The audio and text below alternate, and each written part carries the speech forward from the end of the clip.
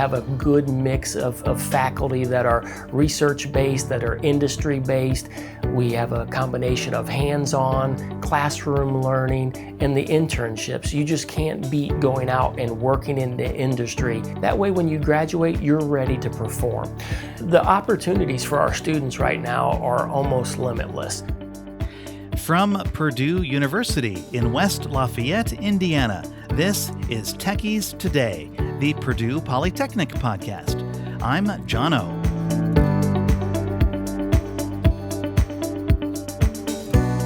Mark Zimpfer is an assistant professor of practice in the School of Construction Management Technology. It's a long title, and Mark says what it means is, I'm an industry person with experience that came back to teach. Keeping connected with current trends and codes in the construction industry is important so that his students learn the latest techniques. Mark keeps up to date by remaining active in industry, and those connections have resulted in an opportunity to create a YouTube channel focused on construction education and career opportunities. Bridget O'Brien and I talked with Mark about how Purdue Polytechnic's Construction Management Technology program provides students with plenty of real-world experience as it prepares them to be managers and leaders after graduation in a field that is undergoing incredible growth. For Mark Zimpfer, the construction industry is a family thing.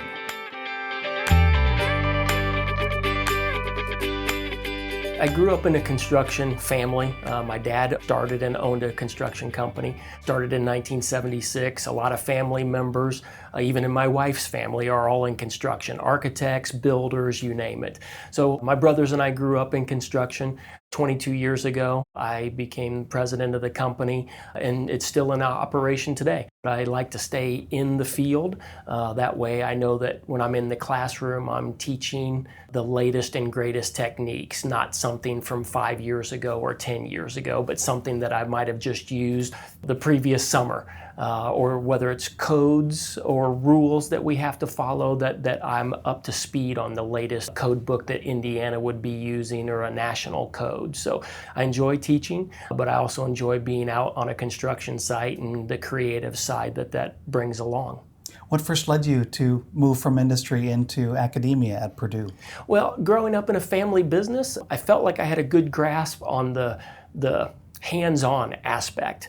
But I knew on the business side of things, I was only learning one way, and that was my father's way of doing things. And I wasn't saying that was wrong, but I was just curious if there was other ways to do things. So I came to Purdue to get a master's degree in construction management. I had a few industry certificates that they asked if I would teach those while I was here. So that's kind of where the initial marriage happened. And then I enjoyed it so much that when I finished, there happened to be a position available to apply for, and I'll be ready to start my fourth year here in about 2 weeks.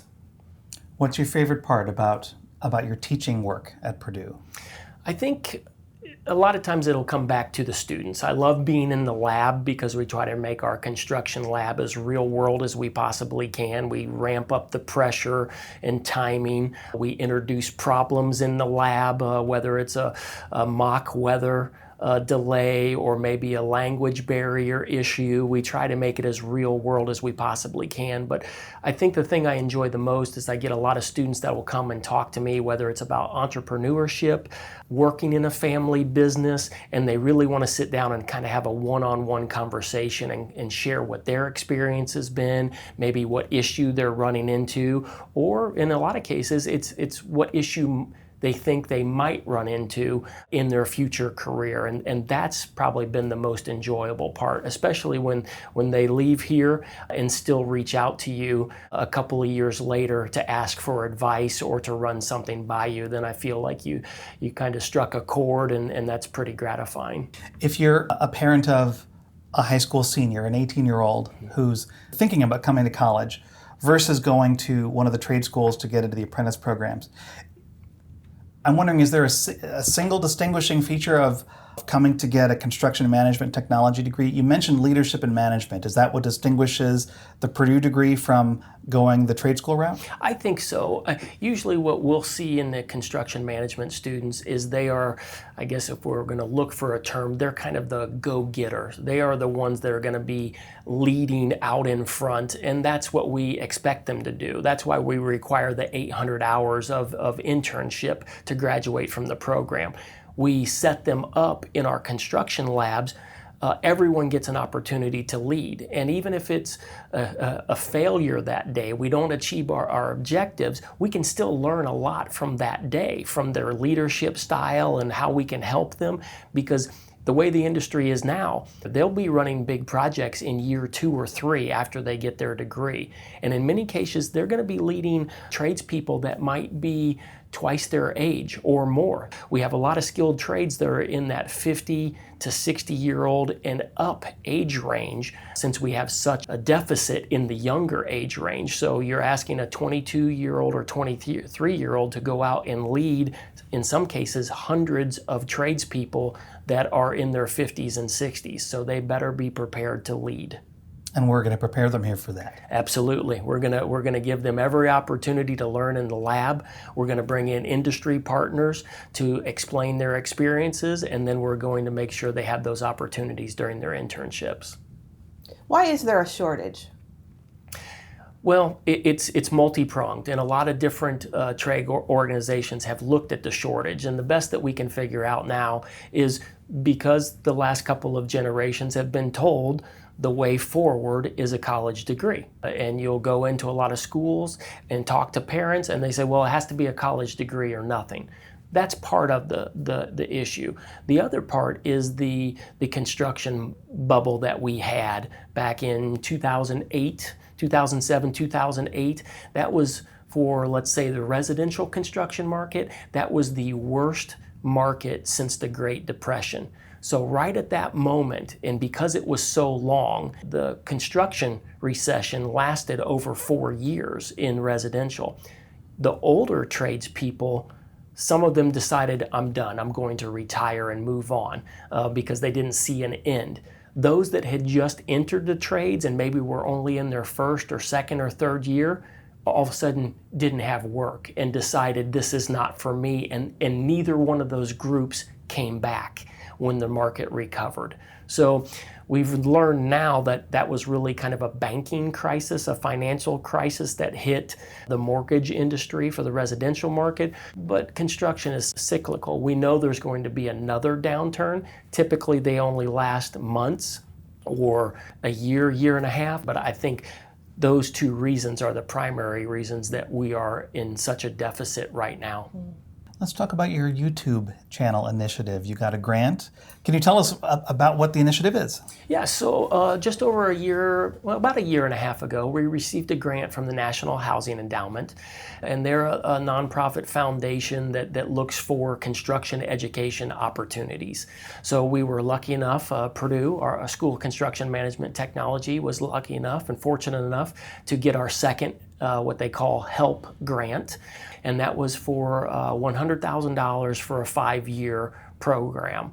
Our program was to develop a YouTube construction channel curated by myself and some other faculty members for the purposes of education. So we've spent about the last year and a half game planning, working with industry partners, working on things like closed captioning, how we're going to translate, what we want the videos to look like, the graphics packages, things like that.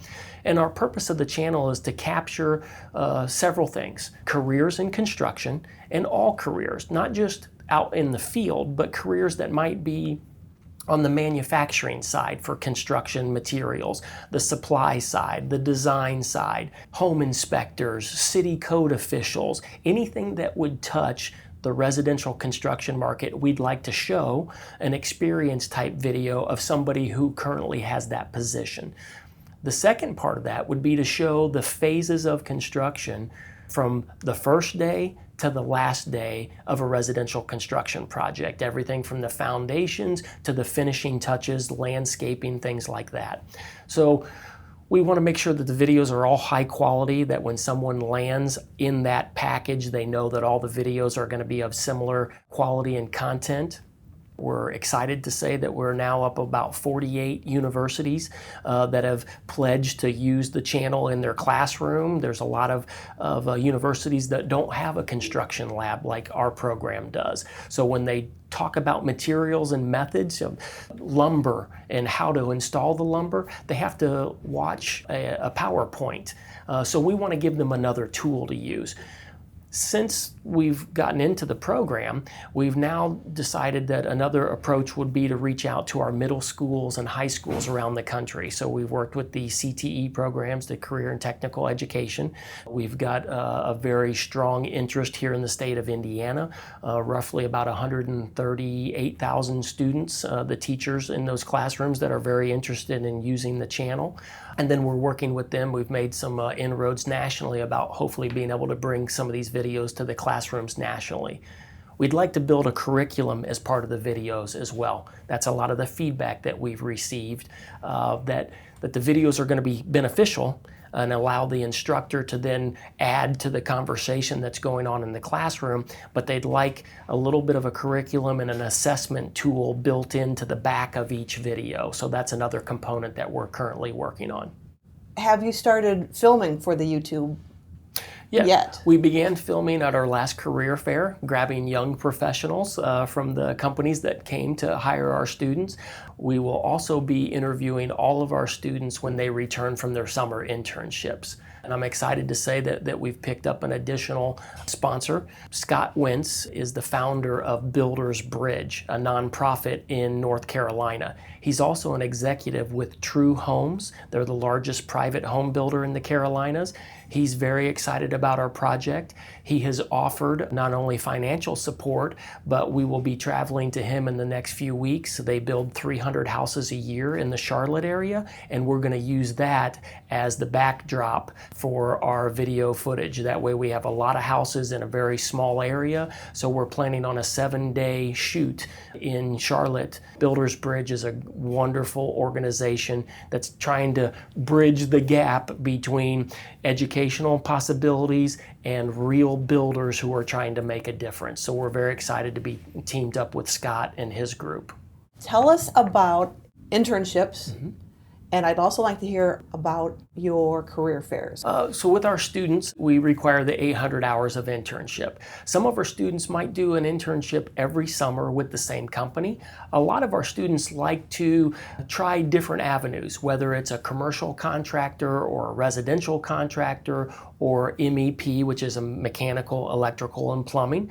So we encourage them to explore, to see what part of the industry that they might like. And we're even having students that are incoming freshmen that are doing an internship before they arrive to us their freshman year, the fall of their freshman year, which is really exciting because now they come to us with a little more terminology base, a little bit of experience, and they get to hit the ground running even faster. So we're hoping to grow that part of the program.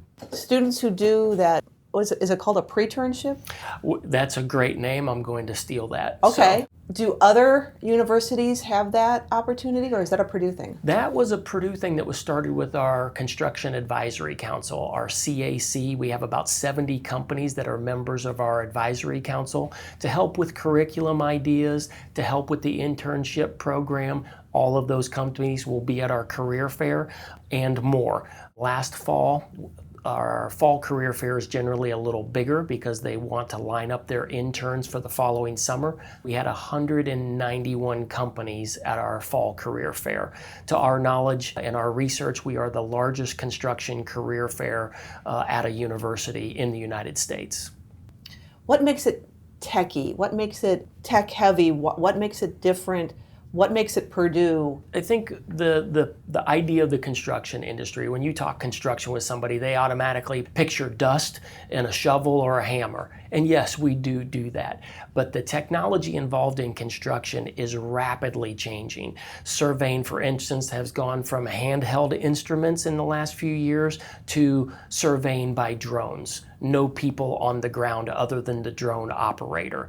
The level of sophistication we use with virtual reality and building information modeling, where we build the building inside a computer program to look for issues before we go build it in the field. We are a tech-heavy industry, and we have a lot of room to grow.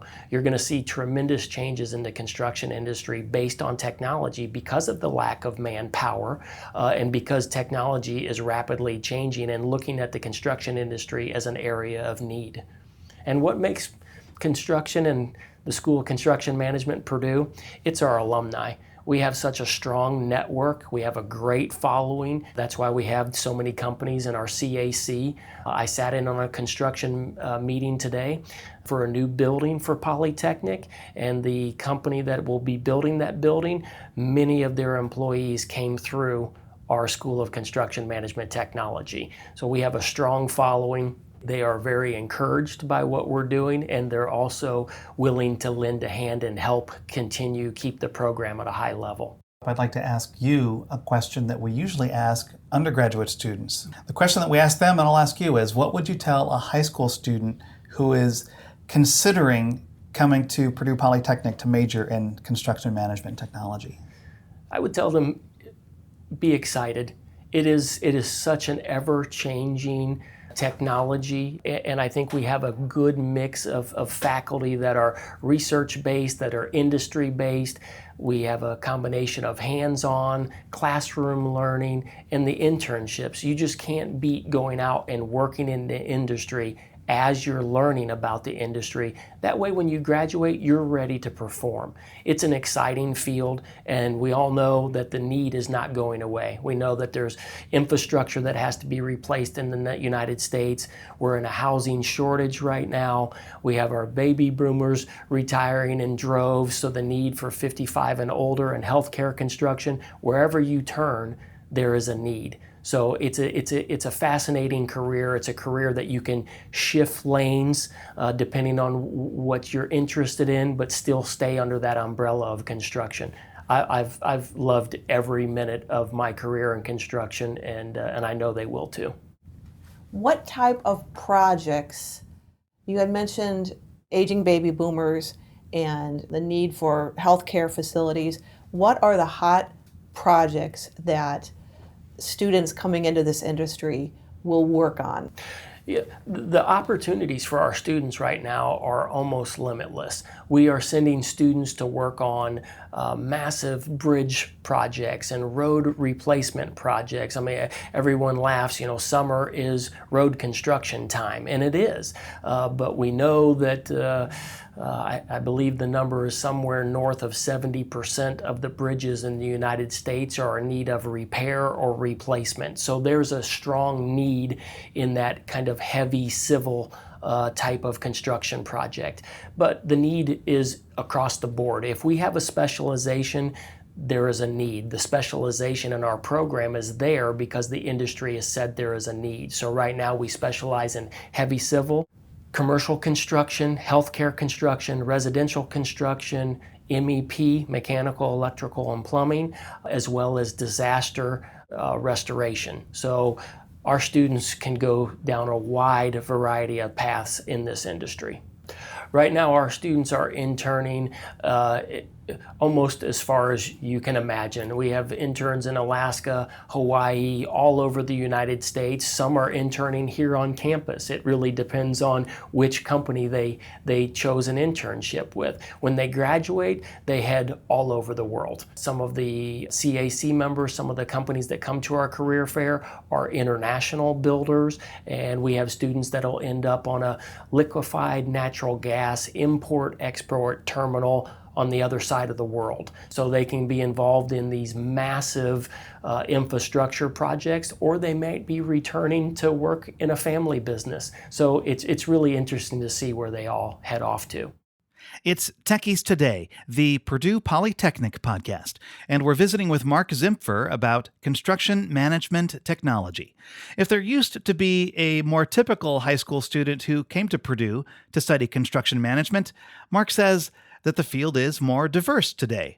In the past, many students in the program grew up in and around the industry, but Mark says many of today's students get their first industry experience through our construction management program.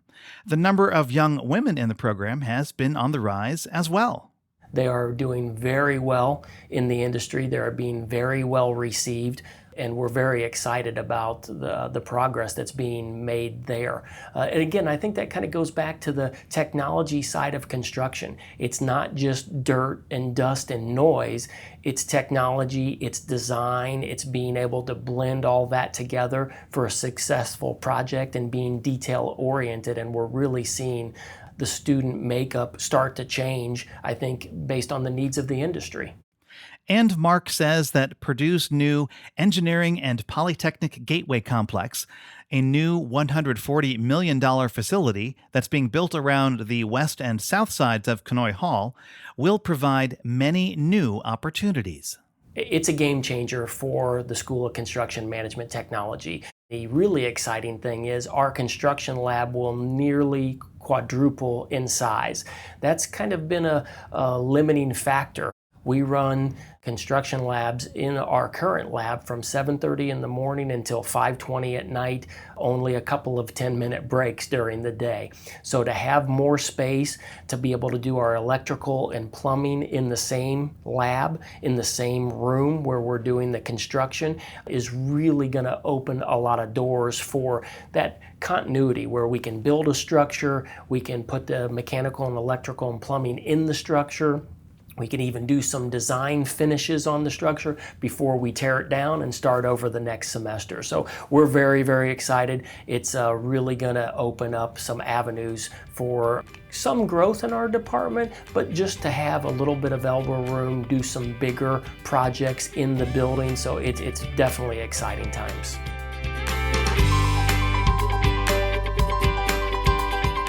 That's Mark Zimpfer, Assistant Professor of Practice in Purdue Polytechnic's School of Construction Management Technology. Once it's available, we will link to Mark's YouTube channel on our website in this episode's hot links.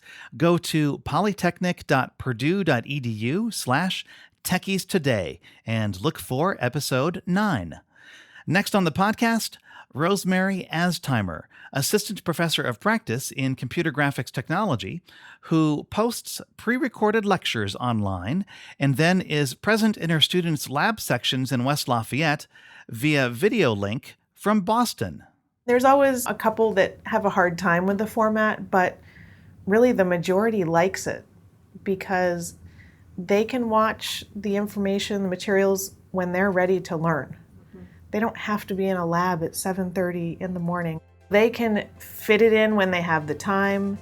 They can watch it more than once if they need to. That's next on Techies Today.